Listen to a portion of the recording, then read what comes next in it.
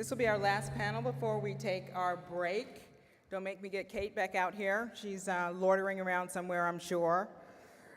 Yeah. With our last panel, with the spotlight on the importance of healthy activity and its effect on mental health, Governor Newsom established an advisory council for physical and mental health earlier this year to uplift the well-beings of all Californians. The advisory council is headed by my friend, Pro Football Hall of Famer, Ronnie Lott, and first partner, Jennifer Siebel Newsom. Renata is a member of the council, and she and Ronnie and the first partner will discuss their work and what comes next with the input from the audience.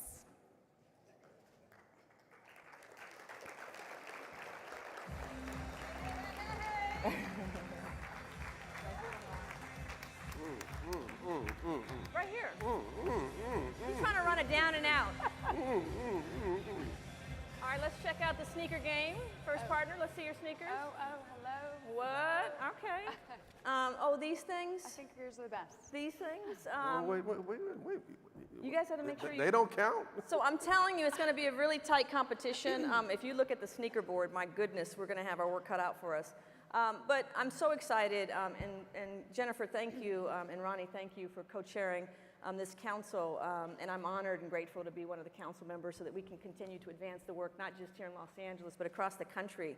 The governor, in 2021, formed a statewide commission on physical fitness and mental health. And as was mentioned, his wife, Jennifer Siebel Newsom, and Ronnie Lott are co-chairs. And sport, as you know, is not, they both experience sports, let's just say that.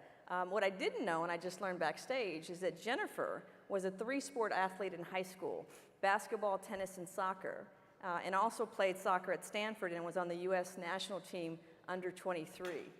So a badass athlete in her own right.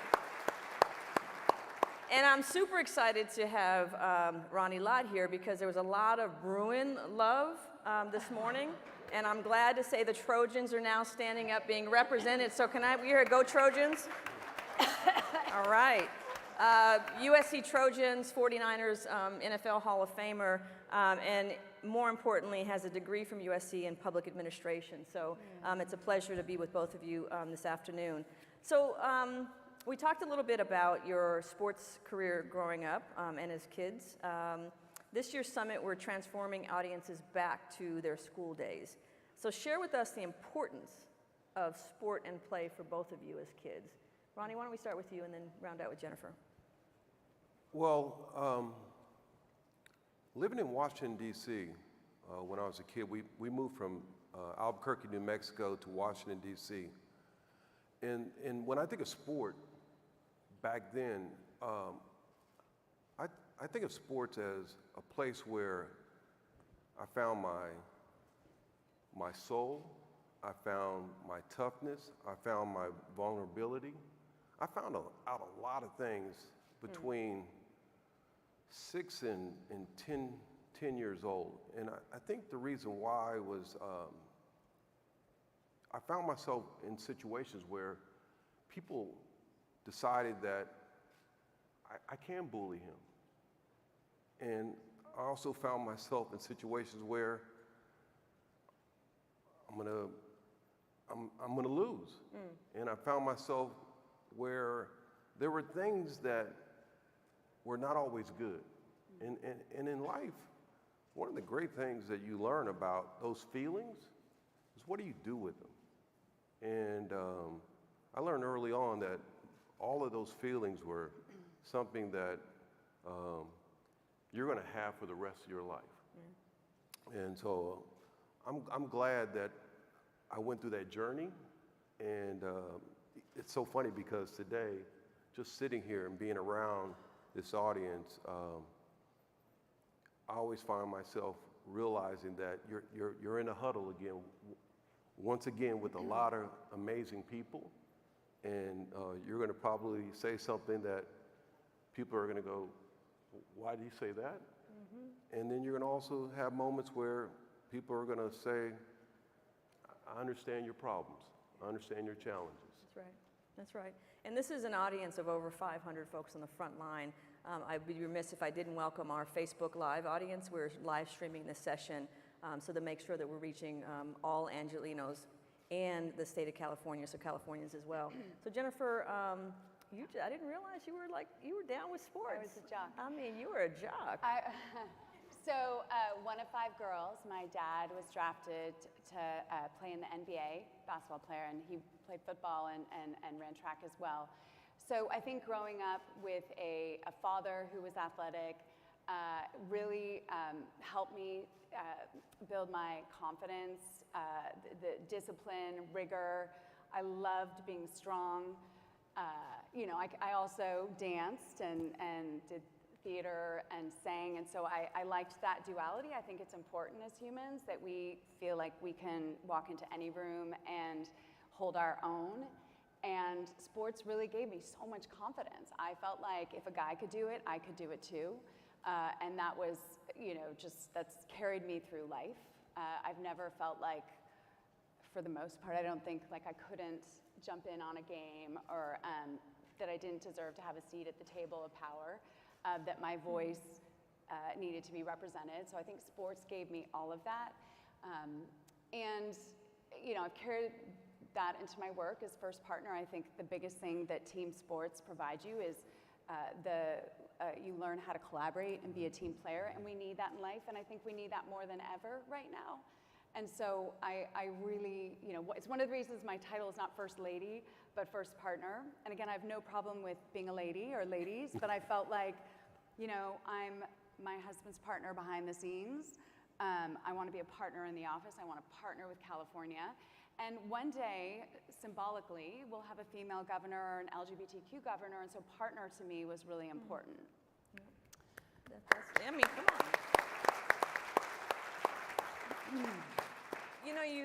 You said something that for women, I think the power of sport goes a little bit deeper, that you felt that you had a seat at the table, that you felt comfortable in the boardroom. And I just want to lift that up because for me, as an awkward middle school kid, sports was everything. It helped me find my voice, and it helped me feel like I belonged, and that I can do anything that boys can do, because I was a hell of a wide receiver in my city in Carson. I can feel that. You feel that? Yeah, I see you were trying to run a route differently than the route we were trying to give you, but that's okay.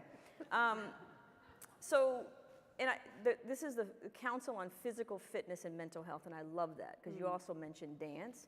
So it's not just about sports, but it's about structured play and about movement. So what was it about the governor and your conversation that you thought the moment was now to form this council? Yeah. So former governors had hosted a council on physical fitness, but it missed the fact that physical fitness and mental wellness or health are intrinsically linked. And going through the pandemic, we were like, holy moly. Not only are children spending too much time online and becoming addicted to technology, which was already happening and had been happening, but now they were online most of the day, but our mental health situation in not just the state, but the country and the world has gone downhill again with the advent of modern technology. Higher rates of anxiety and depression, suicidal ideation, obesity, body dysmorphia, you name it. And so this was like, they're intrinsically linked, and we have to commit to do something about it and do something about it now. And so as is typical in government, you want to pull together the right team. So it took us some time to pull together incredible leaders from really different walks of life to represent on the council. And we've got a really great group. We're really excited to launch this. Well, we've announced, but really to launch in a bigger way our listening tour and our work. And this today is such a wonderful opportunity to engage with you all, because this is about serving you all and recognizing that as a state, we need goals that we can help Californians buy into and commit to around physical fitness and mental health best practices. We want to celebrate all the best practices that are out there that I imagine most of you are already utilizing yourself, whether it's mindfulness or meditation or breath work or you name it, that many professional athletes utilize. And then we really want to augment the sports culture so that it's more inclusive and it's more positive. Because I'm sure many of you have experienced who have young kids, and I have 4 young children. This comp sports culture can get out of hand.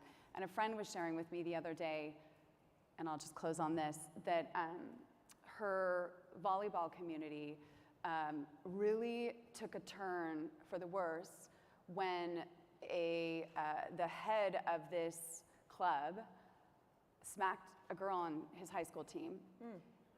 But again, this was just all this bad behavior leading up to it. And ultimately, he was held accountable. She reached out to me, and now they're working with Positive Coaching Alliance. And so the club is kind of re-envisioning itself.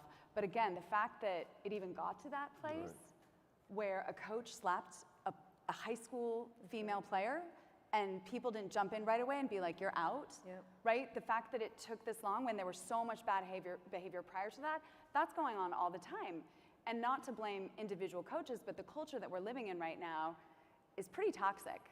And when you combine the stressors and intensity of competitive sports with this crazy partisan, political, ideological culture that we're all living in, i.e. like what just happened last week, what's continuing to happen at the highest court in our country, we've really got to address everyone's mental health. And we really have to make sure that the adults that are in our kids' lives are whole and healthy themselves so that they can be the best mentors and role models to young children. And we have to make sure that sport remains a safe place. Yes. To be able to dialogue with your teammates, to be able to be vulnerable, to be a safe place to fail. Yes. And it's the coach's responsibility to make sure that they're anchoring those positive modes of engagement with young people. Yes. Ronnie, you are incredibly busy, successful businessman, investor, a plethora of charitable endeavors. Why was it important for you to co-chair this commission with the First Partner? Well, first of all, you know, when I look back, and I remember as a kid looking at the Kennedys, and I remember this guy named Rayford Johnson. And I remember... Rayford is our North Star, a founding board member of the LA84 Foundation. He is our guiding star, and he is with us today in spirit. And so when you think about Rayford and you think about what he did, and you think about his brother set an example for me with the 49ers. And so you look back at people like that in your life, and then you realize that you get a call and somebody says, hey, you could do this. And right away, when I got the call from the governor, it made me realize that how can you say no? It's all about saying yes. And then the question is how do you find the one kid in Barstow? How do you find the one kid on the border? How do you find the one kid in Sacramento? How do you find those kids and find them in a way where you give them what I had, what you had? And I think one of the great things about where we're at right now, I'm more around the idea of how can I give and serve and lift people up, because if you think about it, some of the things that went wrong the other day, I'm to blame. And the reason I say I'm to blame is that maybe I didn't show people how to be a great citizen. Maybe I didn't play to do the right things or say the right things. And my point is, we got to take on that responsibility. And the reason we got to take on that responsibility is because that's how we change things. We have to be the change we want to see. Exactly. And so that's why I decided to take part in this, because I know all of us here, we're trying to do that.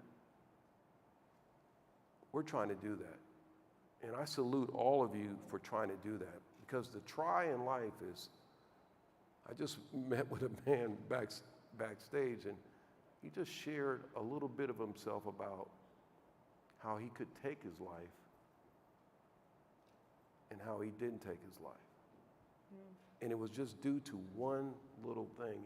And so I want to be in that other category, of how we find ways to figure out how to help people, and Jennifer just shared her perspective on it, and I'm definitely in with her perspective on. You know, I think you just touched on, you know, in an incident, a very dear friend of mine, like a sister to me. Her 26-year-old son took his life 2 weeks ago. And that is what we're talking about. Yeah. That, for me, hit home the importance of the work that all of you in this room do. Yeah. And when you say one kid, Ronnie, we think that we have to touch millions of kids. And I think when we start with just one kid, that starts to create a ripple effect to support other kids. Yeah. So, Jennifer, I was getting out the vote, making sure that your husband got reelected. So we have 4.5 years to move this council forward. Share with the audience, you know, both here and on YouTube Live, what are the goals of the council, and what do we hope to accomplish in the next 4.5 years? Yeah. Well, we have a lot of work in front of us. From our listening tours already, we've started to uncover that not all children have PE every day, and frankly, they should have PE through high school, right? And also, as a member of a dual income household, dual working family, like the majority of us in America, who work not till 2:30 or 2 o'clock when we have to go and pick up our kids at school. The before and after school programs really, you know, need to benefit working families but be stimulating and inspiring. And so we really need better, you know, at school sports programs. So you're not shuffling your kid around, you know, 2 hours to this and that. And so you're not having to spend all that money on comp sports at the youngest of ages. We all know, I mean, look at the Nordic models, that these children aren't specializing until they really show promise in their early teens. But I have a 6-year-old, and kids are specializing at 6. I won't allow it. I'm doing everything I can to keep my kids exposed to different physical activities. But my 10-year-old son, who plays comp soccer, he almost doesn't want to do anything else because he's so afraid if he doesn't just play soccer, he's going to get behind. That's this crazy pressure that children feel. And it drives me insane because, again, I played 4 years of varsity tennis, basketball, and soccer in high school, and I know that's not possible anymore. That's right.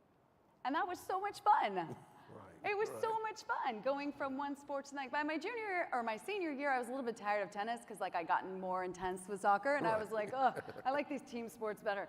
But honestly, like, we benefited from being able to just play. That's right. Right? And we built these, you know, we learned at early ages the benefit to our physical and mental health by being active, by being physically active. And we probably all, you know, yes, I have a chocolate habit, and you know. I got to ask you a question, though. Talk to us a little bit about, as you were playing, and Yeah. you know, one of the things I think we forget about is the joy Yes. of being, The joy. the Yes. joy and the The joy. relationships Yes. and the friends. And Yeah. by the way, Yep. Jimmy over there knocked me in the head, and I'm going to find a way to get back to Jimmy, you know? but what, you know, talk to us a little bit about that space in your life where it gave you a chance to create relationships with people. Beautiful relationships. Yeah. That's it. Oh my gosh. You know, my best friends in high school were on my basketball team and my soccer team, and it's just magical. And we, I mean, incredible relationships. Just again, incredible sort of. I wasn't drinking in high school. maybe I tried some stuff, but I stayed out of trouble, right? Because I had sports, and I know that there are so many benefits. We're all going through puberty and all those stressors, and again, the benefit of sports on our mental health. So it's basically what we want to do in California is we want to set goals, because again, the governor took away some of the school goals related to PE and physical fitness because there was a lot of shaming going on.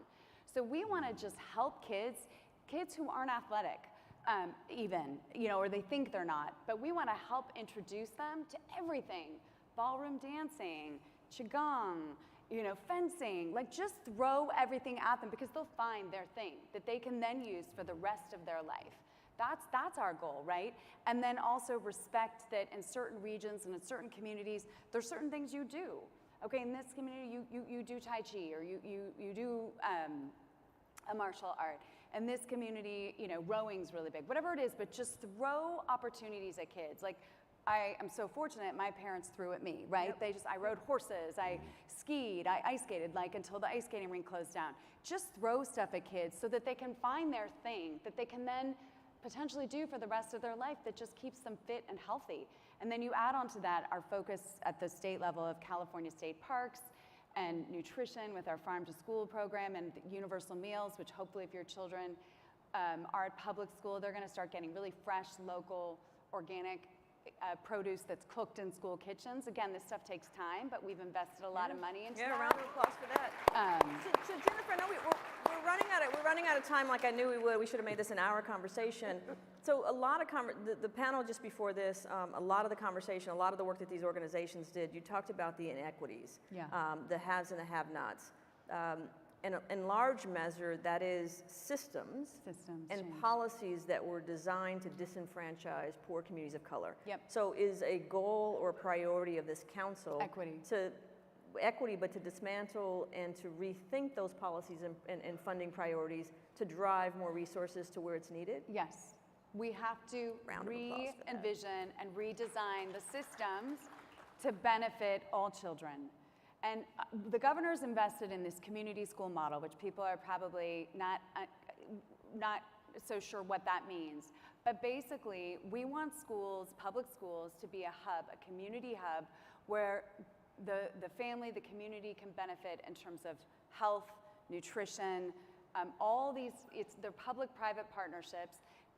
Basically, we've more than doubled our investment in per pupil in public schools.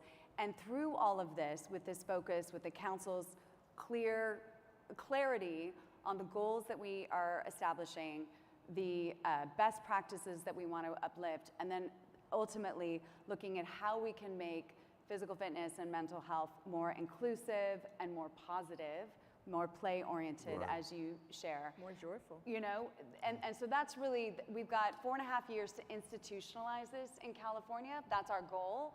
Like, when we're gone, we don't want anyone to be able to take this away. That's right. This is gonna be part and parcel of being a Californian and raising your family in California.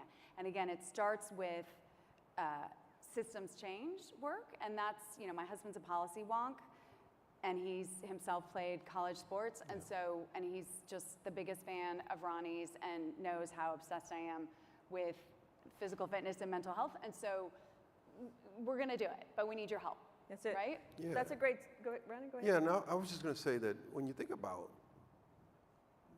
you guys, That's it. all of you, don't sit on the sideline. Find a way to engage. Find a way to try to figure out how you can play a role. And I think as we're trying to figure out ways to re-examine these issues, it's always someone that will walk up to you and provide a solution. So make sure that you take the time to look at yourself and say, you know what, I got something here that I could possibly provide for this group and for helping us make sure that all kids have access, because that's really what it is, access to having fun, literally not only having fun, but to have joy in a way where even when you lose, you won. Yeah. You must have played baseball because you just threw me a softball. Democracy is a team sport, and it It is. requires action. So can we put up on the screen the QR code? This council will only be successful in so much as you do, as Ronnie just said, is to get involved. We were hopeful to take some audience feedback in terms of what you think the council should focus on, but if you scan this QR code, you can make those suggestions, and we'll make sure that that gets to Ronnie and the first partner in the team that's leading up this council. Jennifer, please thank the governor for putting this council together, for focusing on this very important moment in prioritizing physical fitness and mental health. And thanks to you and Ronnie for leading us as co-chairs of this council. And thank you for Thank you. being on it and I being know, a right? leader Thank on it. We you. love you, Renata. We're Thank you, so thank you. grateful to you. Yes. So thank our Here's panel. Renata.